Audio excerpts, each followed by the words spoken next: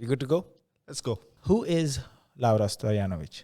Laura Stojanovic is born in Romania, born and raised, and lived in Italy for most of the time and in Dubai. I started my education in Romania, and then I transferred to Italy. Right. I finished my school there and moved to Dubai. Okay. Yes. And in Dubai, you worked in what field? Well, this is very interesting. I came to Dubai following a job offer in marine engineering. Wow. Okay. Yes. I was offered to manage a dealership for marine engines and generators. That's nice because I called you in for the podcast to talk about gold. So yeah, again, like you said, Dubai and UAE is a land of opportunities from marine engineering, and we're going to talk about gold. Yes. In the end, everything is about trading. So no matter what product I've been selling, I made sure that the people get to have what they want from marine engineering, supercars, and gold. And you are also planning to venture into a different industry now. You're planning to move into industries. That's what you said. And yes. All the best to that. We're not going to talk much about it, but all the best for that. Thank you very much. Talk to us about what is it to be a salesperson. I know you are connecting the person's requirements and the person himself, but what does it take for a salesperson to do their job? Is it an easy job? Can anyone do it? Or are there ways to work around? So for the ones who want to get into sales, for the young ones, maybe who are graduating and want a job in sales, what are the tips and tricks that you have for them? Well, I think anyone can join the sales department for any product that they wish. I don't think you have to be a specific type of person in order to be successful in sales. You do have to be a people person. That's for sure. That you do need to know how to communicate. I think communication is very important in sales, and personal development, to know what you want, and discipline. So communication, discipline, and knowing what you want can make you succeed in sales. It's not hard. It just requires to be very grounded and self-conscious of what you're doing, and have values, integrity, dignity, have work ethics. That is very important, as in any other department. Just to talk about work ethics. So when you were in sales, was it always a timely job, or did you have to work outside the working hours as well? Well, it does require to manage your time. That's why I mentioned the discipline. Even if you have specific working hours, it still requires a discipline if you want to accomplish what you want in that day in those working hours. If you didn't, then you'll have to work in other hours too. See, the sales job in general is mostly based on commissions. So it depends on you how much you want to do. So if you want to work after working hours, if you want to be more productive, then it requires more of your time. But it's only up to you how much you want to work. Right. Usually you have a lot of freedom to manage your own time. That's why it requires the discipline. You were working in an industry that dealt with gold as well. Yes. Can you tell us more about the history of gold? I can tell you about my history in gold and what I've learned about the gold. Please, yes. While being in Italy and having my studies there, living with my family, our family business was a, let's call it a pawn shop. Okay. So that is very popular in Europe. And we started off with that. And I got to see and experience a lot of trading jewelries and people that would drop their belongings, and we would test it. And I got to witness my mom working with gold, diamonds, and then what we do with them when people don't come to pick it up, because they have that chance. What we do, we sell them to refineries for melting. So I got to experience that. It has been always a form of connecting people, trading, it has always been valuable. So I think that's the most important thing in gold's history. So let's talk about gold as investment. Can you tell us more about that? In case anyone wants to invest in gold, how do they get about it? Sure. I would name it more a savings rather than investment. Okay. Keeping your savings safe, protecting yourself against inflation and other unfortunate events that can happen around the globe that would affect the economy. Keeping your savings in a bank or in cash can have sometimes side effects. It's not always it doesn't have always a good end. So we have this option of keeping our savings in precious metals, especially gold and silver. When you want to invest, when you say you want to invest, yes, there is an opportunity to also make profits, have profits over it. Also, that depends on what's happening around the globe. But the most important thing is that you are keeping the value of your money. No, I understand. So you're saying if you invest in gold, your money is not going to lose in terms of inflation, and Yes. it's just going to be protected. Yes. So the value of the money, because everybody knows that the value of money gradually decreases, and that's why you always need to get paid more, because the money that you used to get paid 10 years ago does not have the same value today. So definitely investing in gold sounds really good. However, I don't want to be someone who keeps a lot of gold in the house. Not that I have that much, but say for example, if you don't want to keep gold as jewelry or as any form of coins or physical gold, thank you. How do we invest at the same time, not have it on our person?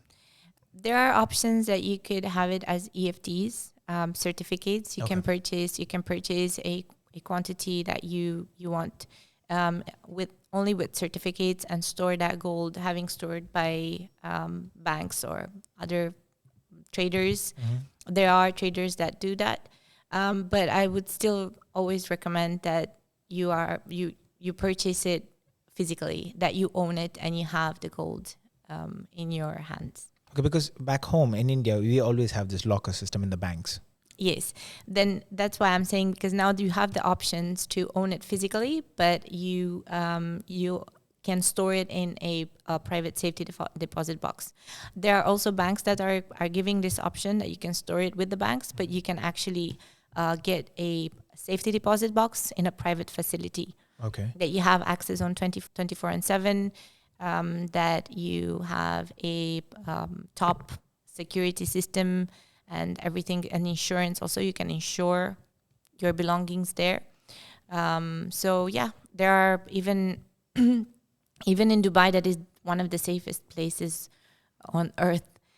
Even here, we have these options. So it doesn't even matter which country you are in.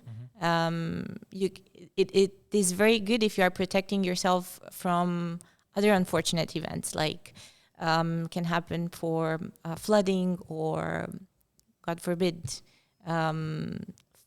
fire, that your house goes on fire. Right. So yeah, you can protect yourself having your belongings there in the private safety deposit box. So you can rent it per year. You pay an annual fee, or quarterly. Some they do also quarterly. You have different type of systems for vaults, different type of technologies. You have the classic vaults that you open it with the key. You have vaults that are more technological, that you use your fingerprints. It all depends on what preferences you have. Okay. So you have options. Yes, in Dubai, I think we have about 10 facilities, 10 brands that offer private safety deposit boxes. So. And what is the criteria to get these or avail this service? You don't have to be a resident. Okay. From what I know, it's a very simple process that you can register with your passport. Of course, there is a due diligence and some contract signs where you declare that you are not storing anything weird. Right. Yeah. Okay. So yeah, It's pretty simple. Can we talk about the numbers? Approximately, what is the charges annually? Yeah, so the range can be starting from 3,000-4,000 dirham a year, and it can go up to 10,000 dirham a year. What are the types of products that one can invest or save in terms of gold? So for purchasing gold, it's quite simple. It all falls down into bars and coins, but then you have different sizes. And then when you talk about coins, it's a little bit more complicated, and there is an art in the middle.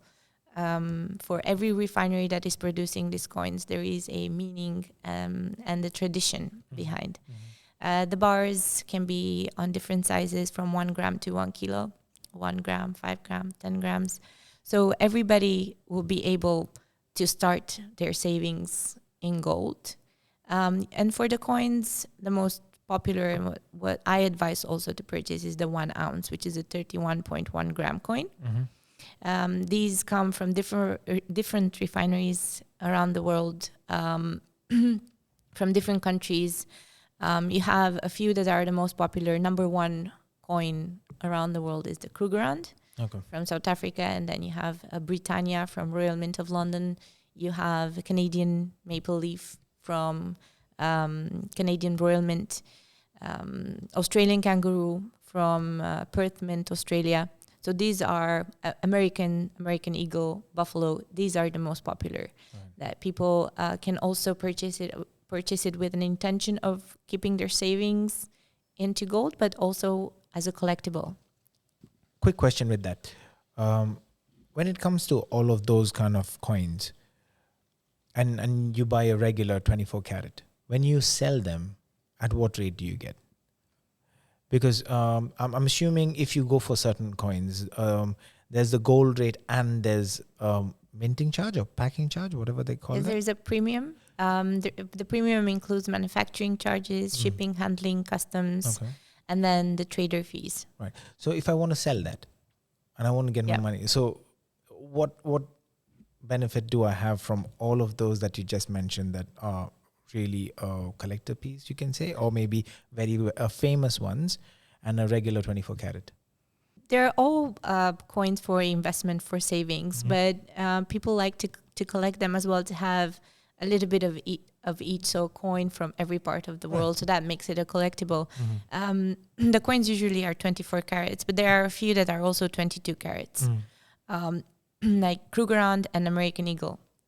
They are 22 carats. The rest are all 24. Here in the UAE, whatever is not 24 carats, there is VAT. So you'll have to pay a VAT on it, which makes these coins a little bit less popular for this area, just because they come more expensive. But I think the VAT, why the VAT was added on the products that are not 24 karat, it was just because it was applied for the jewelry.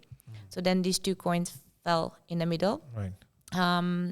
Regarding the premiums and for what you buy it and for what you can sell it, in the first place, I would like to mention that you buy gold for long term. So that is, you start from this, with this perspective. You are buying it to keep it and not to sell it tomorrow. Of course, if you are buying today and selling tomorrow, you will be on a loss.